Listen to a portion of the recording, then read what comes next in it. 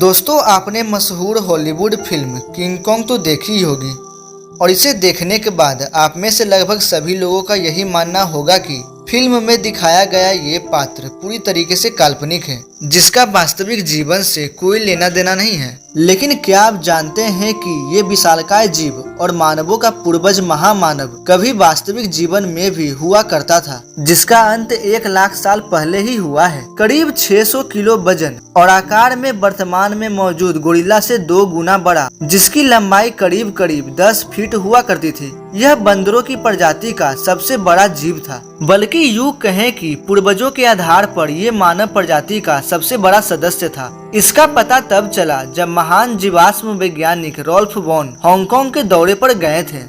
ये बात है साल 1935 की, जब रॉल्फ हांगकांग के एक मेडिसिन मार्केट में घूम रहे थे, जहां उन्हें एक ऐसा दांत देखने को मिला जिसने उनकी जिज्ञासा और भी बढ़ा दी। वैसे तो इस मार्केट में हड्डियों से बनी दवा ही मिलती थी, लेकिन इंसानों जैसा दांत और वो भी बड़े आकार में देखकर रॉल्फ को काफी अजीब लगा। उन्होंने जानने का प्रयास किया तो उन्हें ये पता चला कि यहाँ के लोग जमीन खोदकर जीवों के कंकाल निकालने और फिर उन्हें मार्केट में बेचने का काम करते थे। रॉल्फ सभी कड़ियों को जोड़ते गए और आखिरकार उस गुफा में जा पहुँचे जहाँ से वो दांत निकाला गया था। रॉल्फ की किस्मत ने भी उनकी मेहनत का साथ दिया और वहाँ मिली अन्य हड्डियों से रॉल्फ ने एक समूचा जबड़ा तैयार कर दिया।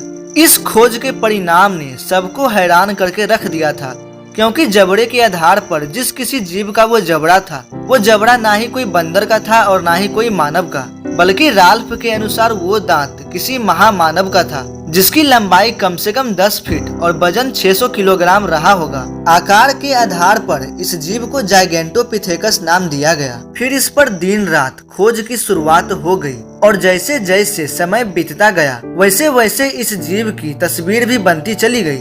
ये विशाल जीव धरती पर आइस एज यानी हिम युग से पहले रहा करता था, लेकिन हिम युग के आगमन के बाद इसको भोजन नहीं मिल पाया और जैसे जैसे समय बढ़ता गया इस जीव का अस्तित्व भी पूरी तरीके से खत्म होने लगा। कभी समूचे एशिया पर इसका राज हुआ करता था, जिसके शरीर का आकार जितना भयावित करने वाला था उससे कहीं ज्यादा घातक इसके दांत थे। इस जीव का एक एक दांत लंबाई और चौड़ाई दोनों में 1-1 इंच का हुआ करते थे, जिनसे ये जीव बांस जैसे पेड़ों को भी छीलकर खा जाते थे। अगर बात राजपाट की हो तो वैज्ञानिकों के अनुसार जाइगेंटोपिथेकस को राज करना पसंद था या फिर नहीं, ये तो कोई नहीं जानता। लेकिन इसके आकार को देखकर ये साबित जरूर होता है कि अन्य जीव भी इतनी हिम्मत नहीं जुटा पाते होंगे कि कोई इस पर राज करने की सोच सके, क्योंकि इसका एक एक हाथ ही 15 फीट का हुआ करता था और ताकत इतनी ज्यादा कि अपने 2 हाथों से ये जीव 2 अन्य जीव को भी पटक दे, और वो भी एक साथ।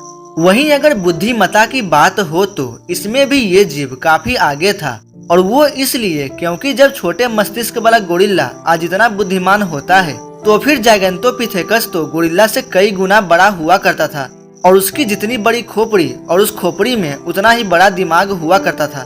लेकिन सवाल तो फिर भी यही है कि जो महामानव आज धरती पर मौजूद नहीं है तो वो क्यों नहीं है, और अगर ये मौजूद थे तो फिर ये विलुप्त कैसे हुए? इसका जवाब रॉल्फ तो नहीं ढूंढ सके, लेकिन उनके शोध को आगे बढ़ाने वाले वैज्ञानिक ने इसका जवाब ढूंढ निकाला। साल 2012 में आई एक रिपोर्ट में पता चला कि इसके पीछे की सबसे बड़ी वजह इन महामानवों का पेट था। वनस्पति पर पड़ने वाले विशालकाय बानर अपने अस्तित्व को उस समय बचाने में नाकामयाब हो गया जब हिम युग के चलते जंगल के जंगल बर्फ में तब्दील हो गए। पेड़ पौधे तेजी से खत्म हो गई, जिसका सीधा सीधा असर इनके जीवन पर पड़ा।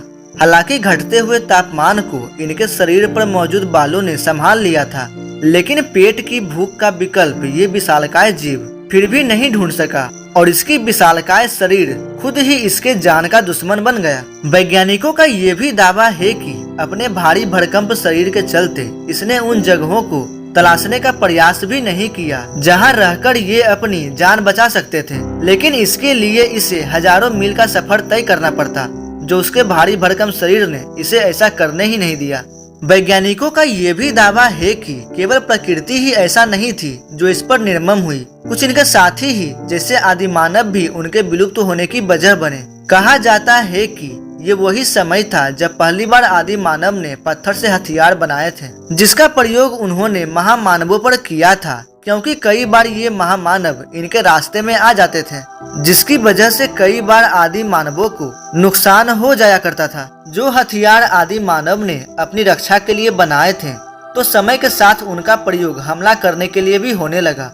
तो जो भी महामानव हिमयुग के बावजूद भी अपना अस्तित्व बचा पाए थे, तो वो भी आदि मानवों के भेंट चढ़ गए। और इसी तरह करीब 1 लाख साल पहले महामानवों ने इस धरती पर आखिरी सांस ली।